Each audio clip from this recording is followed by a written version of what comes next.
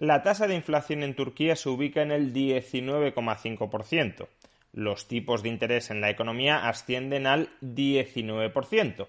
Y ayer el presidente de Turquía, Erdogan, cesó a 3 miembros del Banco Central que se negaban a facilitar una reducción de los tipos de interés. ¿Cómo encajan todas estas piezas entre sí? ¿Y qué lecciones podemos extraer para la inflación, que también empieza a azotar a Occidente? Veámoslo.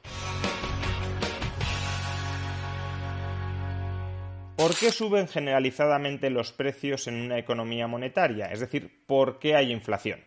Pues esencialmente por dos motivos. Uno, por exceso de gasto, porque hay demasiado gasto nominal, hay demasiado gasto agregado en relación con la producción disponible para la venta. Si queremos gastar mucho y no hay suficientes mercancías a la venta para absorber todo ese gasto, lo que sucede es que los precios por mercancía aumentan. El otro motivo, porque los agentes económicos huyen de una determinada moneda. Los agentes económicos rechazan mantener en sus carteras una determinada moneda y, por tanto, la liquidan con descuento.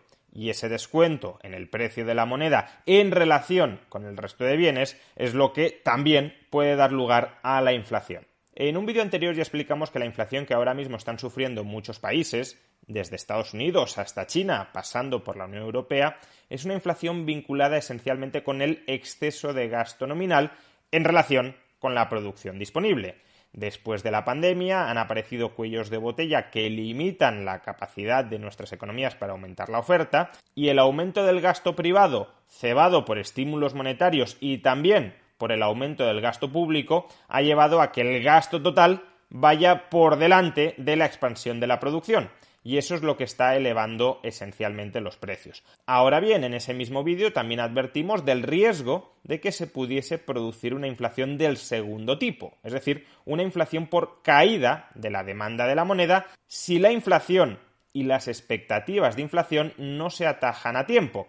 Si los agentes económicos empiezan a juzgar que la elevación de los precios es estructural y que por tanto sus saldos de tesorería en dólares, en euros, en libras, en lo que sea, cada vez valen menos, lo que harán los agentes económicos es dejar de atesorar, dejar de mantener en cartera, dejar de demandar dólares, euros o libras, buscar otros activos que se revaloricen con la inflación y claro, si dejas de atesorar moneda, su demanda cae, su valor también cae y por tanto los precios del resto de la economía suben todavía más. Desde hace años en Turquía podemos observar cómo estas dos causas de la inflación, el exceso de gasto nominal y la caída de la demanda de la moneda, se realimentan entre sí, generando unas tasas de inflación absolutamente explosivas. Por un lado, en Turquía los tipos de interés nominales están en el 19%, pero como la tasa de inflación se ubica en el 19,5%, los tipos de interés reales, es decir, corrigiendo los nominales por la inflación, son ahora mismo negativos. Eso significa que los turcos se pueden endeudar y la cuantía real de sus deudas va cayendo año a año. Si yo debo 1.000 y mi salario de 100 se duplica cada año, pues el primer año tengo un salario de 100, una deuda de 1.000, por tanto mi deuda es 10 veces superior a mi salario. Pero si al año siguiente mi salario se ha duplicado a 200, mi deuda sigue siendo de 1.000 y como mi salario es de 200, mi salario equivale a 5 años de deuda. Si el año siguiente se incrementa mi salario a 400, entonces mi deuda de 1.000 equivaldrá a 2,5 años de mi salario. Por consiguiente, aunque los tipos de interés estén muy altos, si los precios y los ingresos, evidentemente, las rentas, los salarios de los ciudadanos de Turquía aumentan a una tasa superior a la del tipo de interés, la carga real de sus deudas se va reduciendo año tras año. Y eso supone un estímulo muy grande al endeudamiento. Más endeudamiento privado dentro de Turquía, precios más elevados. Y si además parte de ese gasto se traslada al exterior, por ejemplo, porque Turquía no produce petróleo y tiene que importar petróleo, pues si el precio del petróleo es creciente y tú estás alimentando el gasto interno con cargo al endeudamiento artificialmente abaratado, tipos de interés negativos, pues entonces no solo es que vayas a gastar más, sino que vas a importar productos del extranjero a precios crecientes que se van a trasladar, esos precios crecientes, esos costes crecientes, al interior de tu economía. Pero, por otro lado, si se consolida una inflación alta dentro del país, si esa inflación penetra en las expectativas de los agentes, pues evidentemente, ¿quién va a querer atesorar liras turcas? Si la inflación está en el 19,5%, ¿quién va a querer mantener liras turcas en su cartera? Si en un periodo de menos de 5 años has perdido la mitad del valor de esas liras turcas. Y por tanto, la demanda, el atesoramiento de liras turcas cae, tanto en el interior como en el exterior del país. Pero claro, que los turcos no quieran atesorar liras turcas no significa que no quieran atesorar, que no quieran tener saldos de tesorería en ninguna otra moneda. Y eso nos lleva a que la demanda por otros tipos de monedas, dólares o euros, se incrementa dentro de Turquía en relación con la lira turca. Y eso nos conduce ¿a qué? Pues nos conduce a una depreciación continuada del tipo de cambio de la lira turca frente a otras monedas. Y esa depreciación del tipo de cambio de la lira turca, una tan espectacular como la que podéis observar en este gráfico, a su vez alimenta todavía más la inflación interna, porque si el tipo de cambio se deprecia fuertemente y debido al estímulo interno al endeudamiento no se recorta el gasto que afluye al exterior, seguimos importando más o menos lo mismo a precios muy incrementados por la depreciación de la lira turca y esos mayores precios de importación se trasladan de nuevo a mayores precios internos. ¿Cómo intentar romper este círculo vicioso? Pues no es nada sencillo, pero la herramienta que sabemos que es más eficaz para ello es lo que se denomina el principio de Taylor. ¿Qué es el principio de Taylor? Tratar de conseguir tipos de interés reales positivos dentro de la economía. Es decir, que si la tasa de inflación está en el 19, en el 19,5%, los tipos de interés nominales tienen que estar por encima de la tasa de inflación. Solo así conseguirás que el endeudamiento sea costoso para los turcos, que restrinjan su endeudamiento y que por tanto dejen de cebar, dejen de alimentar la inflación interna por la vía del gasto.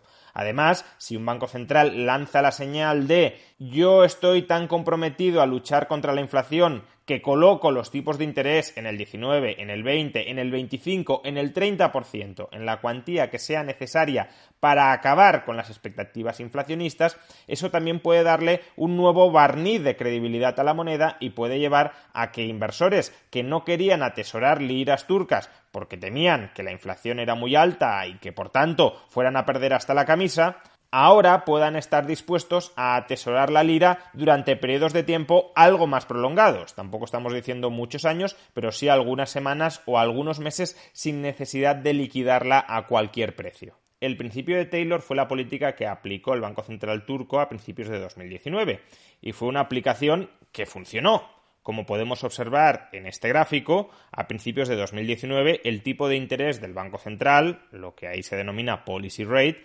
estaba por encima de la tasa de inflación.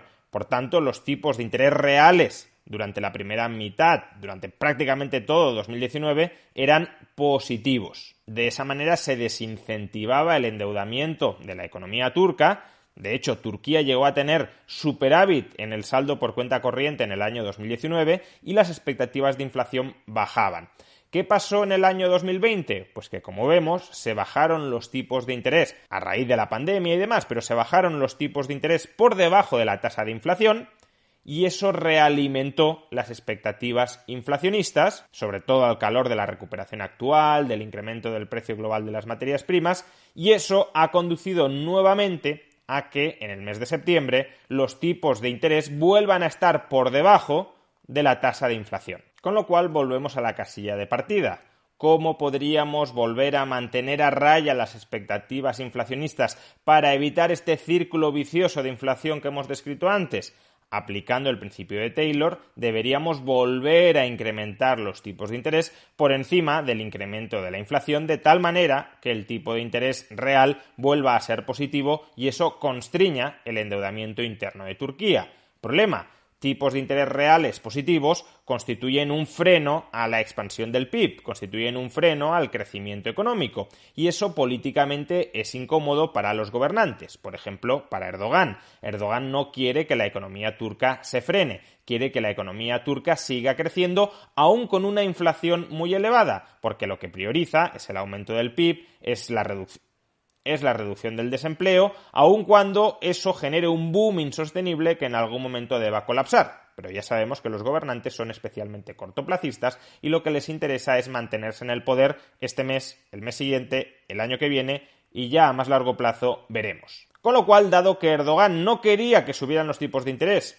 dado que Erdogan sabía que el Banco Central de Turquía iba a subir los tipos de interés para contener la inflación, lo que ha hecho ha sido cortarles las cabezas a aquellos miembros del Banco Central de Turquía que eran partidarios de subir los tipos de interés. Pero claro, este cese de 3 miembros del Banco Central relativamente independientes, ¿qué mensaje manda a los mercados? Pues que el Banco Central de Turquía está totalmente subordinado a los intereses de Erdogan y los intereses de Erdogan no son controlar los precios, sino fomentar el crecimiento económico aun cuando la inflación se descontrole.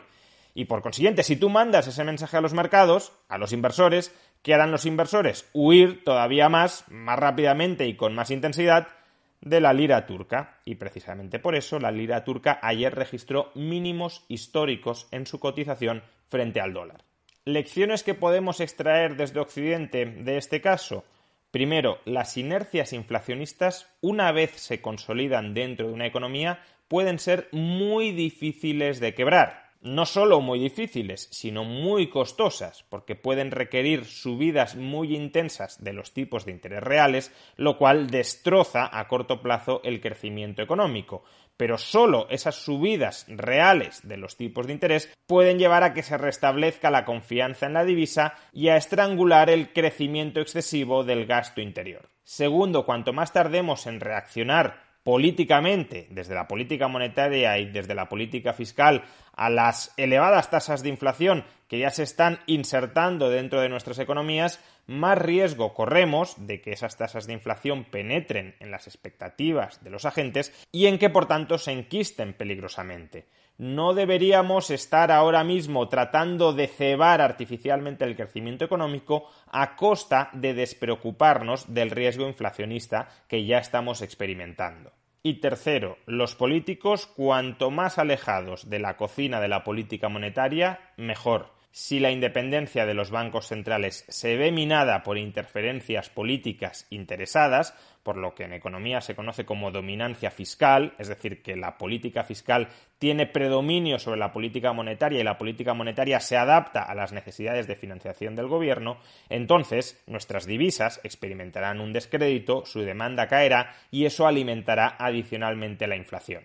Desde luego, Estados Unidos, la eurozona, el dólar o el euro no son Turquía, no son la lira turca. Ahora bien, cometeríamos un error muy grande en pensar que no tenemos absolutamente nada que ver, que los fenómenos económicos que allí suceden es imposible que se reproduzcan en nuestras economías y en que, por tanto, no tenemos ninguna lección que extraer de lo que está sucediendo en Turquía. Aunque el orden de magnitud pueda terminar siendo muy distinto, las causalidades subyacentes son parecidas y, por tanto, si no rectificamos a tiempo, cometeremos los mismos errores.